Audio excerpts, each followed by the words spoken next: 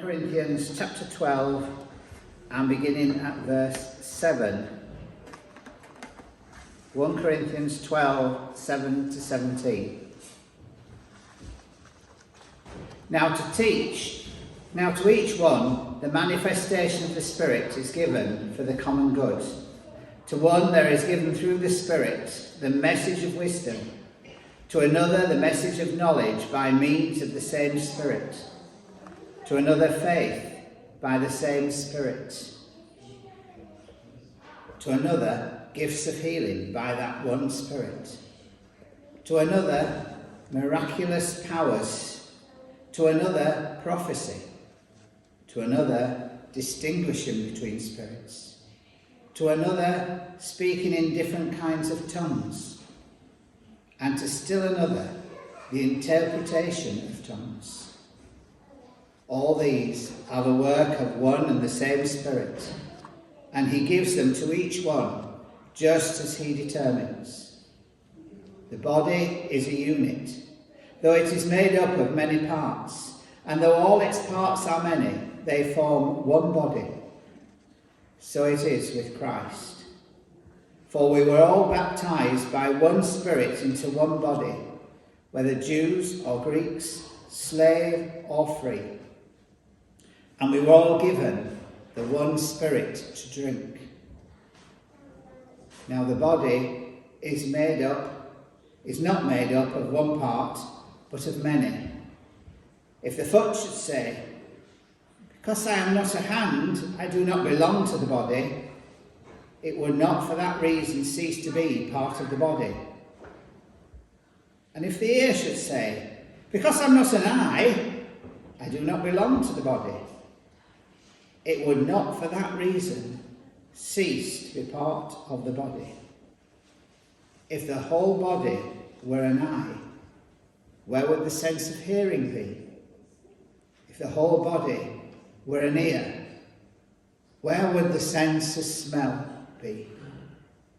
This is the word of the Lord. Thanks be to God. As we remain seated, here is the gospel of our Lord Jesus Christ according to Matthew. Glory to you, O Lord. Matthew chapter 22, beginning at verse 32. I am the God of Abraham, the God of Isaac, and the God of Jacob. He is not the God of the dead, but of the living. When the crowds heard this, they were astonished at his teaching. Hearing that Jesus had silenced the Sadducees, the Pharisees got together.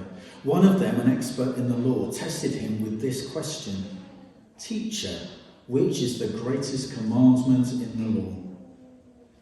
Jesus replied, "Love the Lord your God with all your heart and with all your soul and with all your mind. This is the first and greatest commandment, and the second is like it. Love your neighbour as yourself. All the law and the prophets hang on these two commandments." While the Pharisees were gathered together, Jesus asked them, "What do you think about the Messiah? Whose son is he?"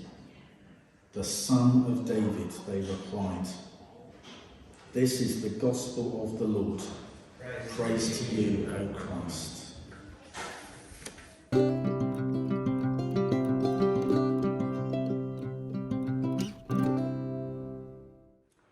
It was so good to be reminded that this weekend there's a gathering to celebrate the 40 years anniversary of the peace camp at Green Cove. Was anybody there? No. At the peace camp 40 years ago? No? Yes? One or two? I was there. I came down in a coach from my university in Norwich, coach load, and we joined the peace camp for 24 hours. And it was a really remarkable experience for me because it was probably the first time I had realised that when we join together, we can change things. And that's a really important thing for us to be bearing in mind in these times of environmental crisis. I'm here talking to you about this issue today on Climate Sunday, which is a really good day to do it. People have been celebrating Climate Sunday on any Sunday they choose, but this is the kind of official Climate Sunday, 5th of September day. And anybody who listened to local radio this morning at 8 o'clock will have heard that there was a Climate Sunday service being broadcast on local radio across the country. And this afternoon in Glasgow Cathedral, St Mary's, there is a Nations Climate Sunday service being live streamed. This is a day which, right across the nations, people are taking really seriously. I have been concerned about the environment for decades, and I'm here not just because it's, one more preaching gig, but because this is an issue which I am absolutely passionate about. I sit on the National Environment Working Group of the Church of England, and I'm the lead bishop for the environment in this diocese, and I'm delighted to say that we are making huge progress in this diocese, thanks very largely to churches like you who are taking this issue seriously. And it was wonderful to hear Becca talking about all of the things which you have already achieved, and I know that you will be able to do much, much more. There is plenty of environmental activism around, thank God.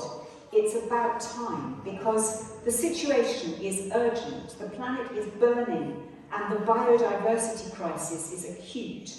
It's something which we have ignored for far too long, hoping that it'll go away, or that the scientists have been mistaken, or that the maths is wrong, or that the now regular fury of the bushfires, the tornadoes, the storms, the floodwaters are just a blip, and that normal climate service will be resumed next year or the year after.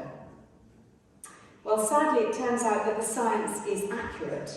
The sums do add up. The extreme weather events are here to stay and to increase in ferocity, whatever we do. We no longer have a stable climate, as we have had for the past 10,000 years. The recent IPCC report, which was published in August, makes this completely and starkly clear. It's clear about the crisis, which is due to climate change being widespread, rapid and intensifying. It's clear about its impacts, its risks to life as we know it, and the options that we still have, not to stop climate change, but to reduce the rate at which it's taking place. Our current level of planetary warming is about 1.2 degrees centigrade above pre-industrial levels. That's the time at which we started burning fossil fuels at scale, around the time of the Industrial Revolution. If we do nothing, we are heading for more than 8 degrees of warming by the end of this century. If we don't limit the warming to 1.5 degrees of warming, which isn't very much higher than we are now, then we will be heading for irreversible and very rapid change. We need urgently to halve our global emissions by 2030 and to achieve net zero emissions by 2050. As a diocese, we've committed to trying to reach net zero by 2035. That's an ambitious target, but we are determined to do everything that we can to reach that target, and that needs the buy-in of every single church, school, community in our diocese to enable us to do that. Our global inaction to date has been really, really feeble, I have to say, and our inaction has been entrenched. But there's now a very real danger of runaway warming as a series of tipping points are reached and surpassed, and the feedback loops take over. Now what this means is that the melting of the ice caps at the poles will accelerate, and the great ice sheets will be destabilised, and they will cause sea levels to rise by several metres over the next few decades. And this is going to happen whatever we do, and it's going to be devastating for coastal communities. Some of our great cities in the world, New York, Kolkata, Tokyo, Shanghai, are coastal cities, and this is going to impact them really seriously.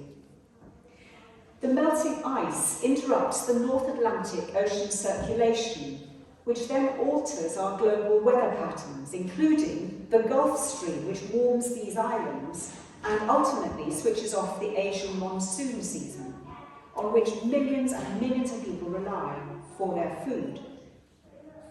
And the land will warm in the polar regions, and frozen methane, which is a very potent greenhouse gas, it's much more potent than carbon dioxide, that will bubble up out of the melting Siberian permafrost in volumes that will raise global temperatures by several more degrees. This is, and I'm not exaggerating, potentially a disaster for the human race and for many other species on the planet. And it's not a natural disaster, that's the point. It's a disaster which was caused by us. The science is now completely clear on this point. And if anybody tries to argue differently, there are many, many scientific reports which have culminated in the IPCC report in August, which absolutely prove this. So all over the world, people are being forced to reassess the viability of the places that they call home. Let me tell you one story. There is an island off the coast of Papua New Guinea. It's so low-lying that whatever we do as a global community to stabilise our planet, this island will disappear under the water. For this island and its population, it's simply too late. And this is what they've done. For some time now, they've been holding community meetings and discussions and consultations. And they finally decided that all of those people who are under the age of 50 will leave the island and move to mainland Papua New Guinea, to a new place which has been found for them. It's a place where different customs are observed and different languages are spoken, and the way of life is alien. They'll move and they will begin to rebuild their lives and to try to look to the future. And all those over the age of 50 will stay on the island. Let's pause for a moment and move beyond the statistics. Let's consider what the real impact of climate change is on us as human beings, on these families literally cut in two by the effects of global warming. Let's allow ourselves for a moment just to imagine the grief, the lament, the tearing apart, the grandparents who will no longer see their grandchildren and be part of their lives, the children who will lose their connection with the land of their birth, and the older members of their community who have guided and watched over them.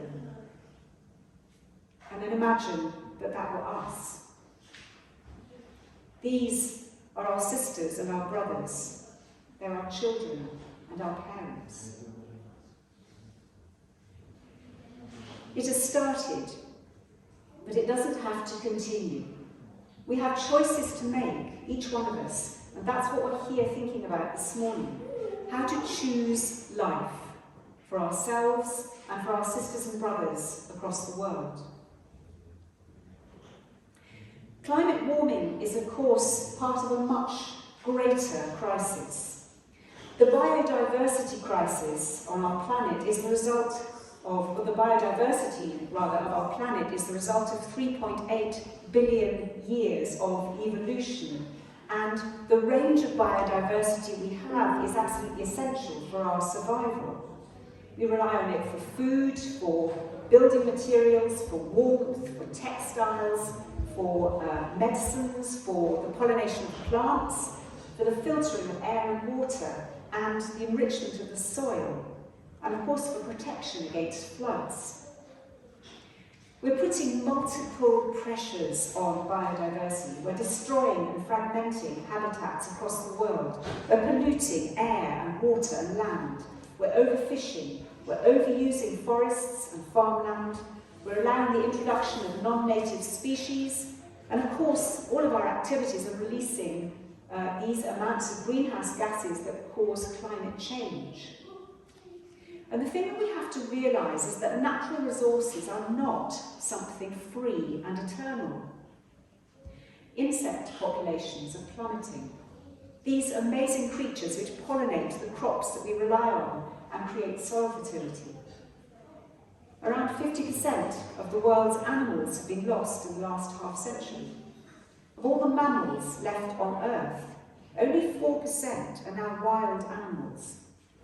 36% are humans, and a whopping 60% are livestock. 70% of all the bird mass on the planet is now made up of poultry. We need to think about this when we plan what we're going to eat. We need to think about this when we buy our cheap chicken in the supermarket and when we head for another burger or a sausage. It doesn't take us long to see that much of this shows up a much wider and deeper issue. The issue of unsustainable diets, unsustainable patterns of consumption, demographic change, and globalisation. Now, any intelligent person can look at all of this and see that purely in terms of self-interest and concern for our children and our grandchildren, we have to act. But why is this a concern for us as Christians? And what's the starting point for our concern? Well, in the very first book of the Bible, we read about God creating the world, the plants, the animals, the fish, the insects, and of course humankind. And God calls it very good. And God gives to human beings a particular responsibility for its well-being. We are part of a complex and wonderful web of life created by the God who created it out of love. And this is our starting point. In the passage that we heard from Matthew's Gospel, we hear Jesus being questioned about the commandments. And Jesus says it's all about love. Love is our bedrock and our starting point. Love the Lord your God with all your heart, soul, strength. Love your neighbour as yourself. All the rest is commentary. So what does it mean to love? It means to long for the best for the other person. It means to seek their flourishing. It means to weep when they weep and to rejoice when they rejoice. And it means to put their interests above my own. Love is both the power behind the creation of the universe and all that's in it, and it's also the glue which binds us together. The measure of all our behaviour is love. Paul's letter to the Corinthian church, which David read to us, reminds us that we are all part of one body, that in all our difference we rely on each other, and we're joined in the greater reality of Christ, who is the manifestation of God's love for us. And all of us are both valuable and valued. So we simply can't say to our brothers and sisters who live in low-lying Polynesia, we don't need you. You're losing your homes, your livelihoods, even your lives, but that doesn't matter to us. And out of this profound realisation flows the concept of climate justice. Justice is a major theme of our scriptures. The God whom we recognise as our creator, the God of love, who insists that we love each other, is very, very keen on justice. We read of God's concern for the poor, the marginalised, the vulnerable. We hear of the cause of the wronged being righted and those who wield power needing to have a very special care for the weak and the disadvantaged. Justice goes hand in hand with love at the very heart of this issue. Now, we all realise that the costs of climate change are not evenly spread. The poorest countries in the world, the ones which have done the least to create this crisis, which haven't developed their economies using vast quantities of fossil fuels as we have, they don't have the economic resources to pay for mitigation, for adaptation to the new reality, or to compensate for the loss and damage which are the result of our decades of inaction. As people of faith, we have a responsibility both to act and to raise our voices for those who have less power and resource than us. And this is very much what I hope we're going to be doing in the run-up to the COP26 climate conference. And I have to say that at its heart, we are dealing here with spiritual issues. Gus Speth, who was the former dean of Yale School of Forestry and Environmental Studies, says, "I used to think that the top global environmental problems were biodiversity loss, ecosystem collapse, and climate change. I thought that with 30 years of good science we could address these problems, but I was wrong. The top environmental problems are selfishness, greed, and apathy. And to deal with these, we need a spiritual and cultural transformation. But we scientists don't know how to do that. We people of faith do know how to do that. We understand about human failings. We recognise that we all too easily slip into greed and self-centeredness and lack of love and compassion and apathy and unwillingness to bother or to put ourselves out. Unwillingness to put anything else but ourselves at the centre of the universe and of our existence. And often we only pay attention to the well-being of others when it doesn't actually cost us anything. Well, this is going to cost us dear, not just in taxes and lifestyle choices.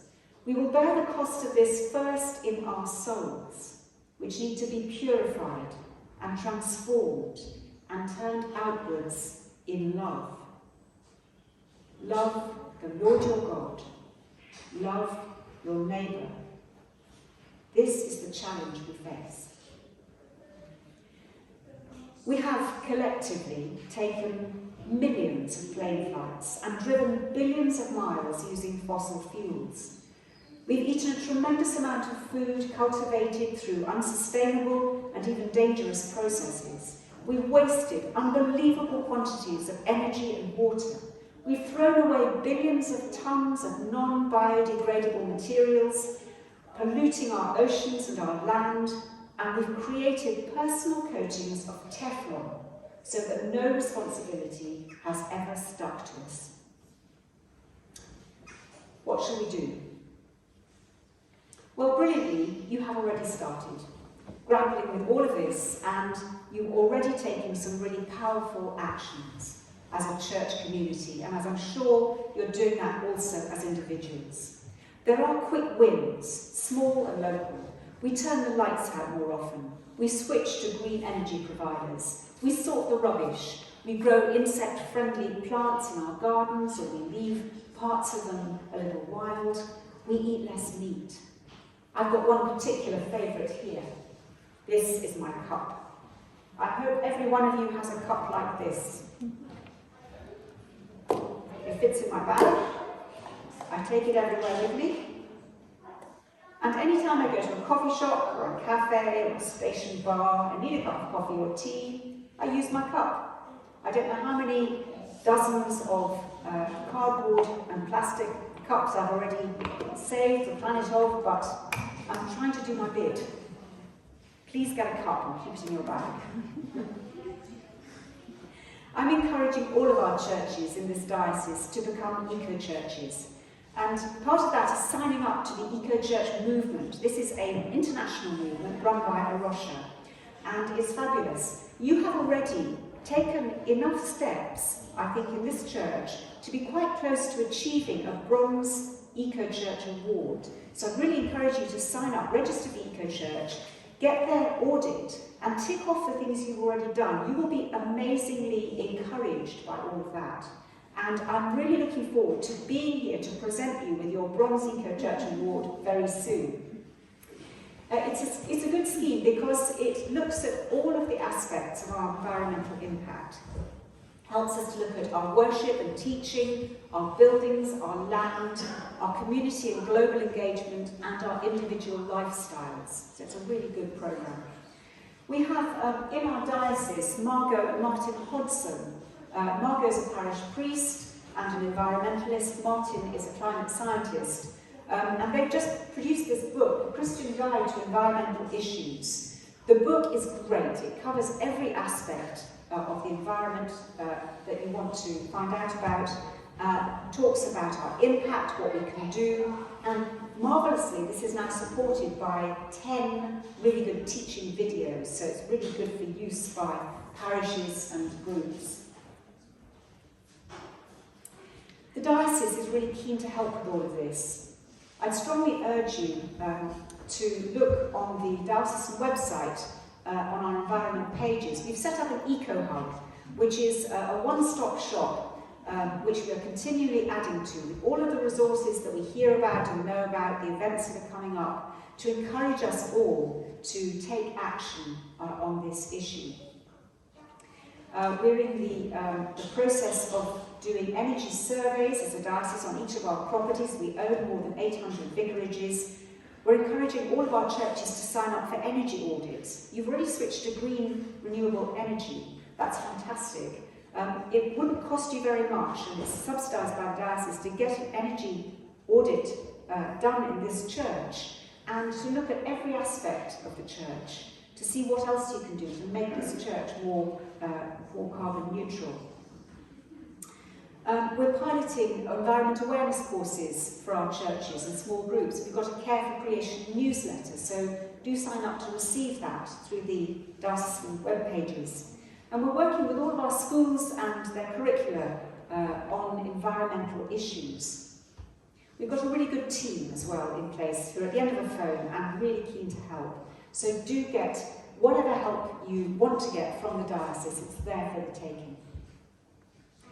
And the other thing we're trying to do is to speak up at every opportunity and in every forum that we can. Climate Sunday is about addressing our own behaviour and our own environmental issues where we are, but it's also about getting the message out. And on the Climate Sunday website, there's an open letter to the Prime Minister for you to sign. Really encourage you to write to your local MP and to lead by example on this issue. And I want to give a big shout out for young Christians who are taking a fantastic lead on this. There's a group who are in the process of walking from Carbis Bay in Cornwall up to Glasgow. They're going to arrive in Glasgow at the end of October. I'm hoping to be there to greet them. They walked through Berkshire in July. I joined them for a little while. I don't know if anybody else here did. That was fantastic. They've got some really clear messages for the COP26 conference and for the leaders who are going to be meeting there. Messages for our government about reversing the aid cuts, about being really intentional about providing the money that's needed, the climate finance, to help developing countries to actually make the changes that they need to make, which they can't afford at the moment, and to actually fill up that pot of money that's needed by leading by example. We are hosting these climate talks. We've got to lead by example on it. So this amazing relay that's been through Berkshire, it's been through Buckinghamshire, Oxfordshire, it's been up through Birmingham. They're currently on their way to Manchester, and they're carrying a baton in this relay with a powerful message to our political leaders about the future and about climate justice. And thousands of people have been involved, have joined them, have cheered them on, are encouraging them.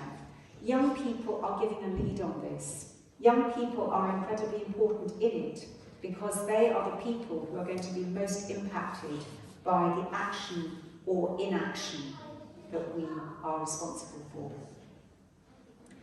And our actions are a true indication of our commitment, and they're a true witness to our faith. But we do need to act. There's still time. Don't despair in spite of everything I've said. There is still time to mitigate the worst effects of global warming and to reduce the impact of our species on the planet's health. We need to act personally, locally, nationally and globally. And we each need to play our part in this, the part that each of us has been given according to the gifts that we have received. Think back to that reading from Corinthians. In this planetary drama, which is being played out principally in the next decade, because whatever isn't done by 2030 is going to be a major problem. So here are some very brief thoughts to draw us to a close. Let's resolve to consume in moderation. Our parents' generation, our grandparents' generation knew about doing this. We've forgotten how to do it, to consume in moderation. Let's think about how much is enough.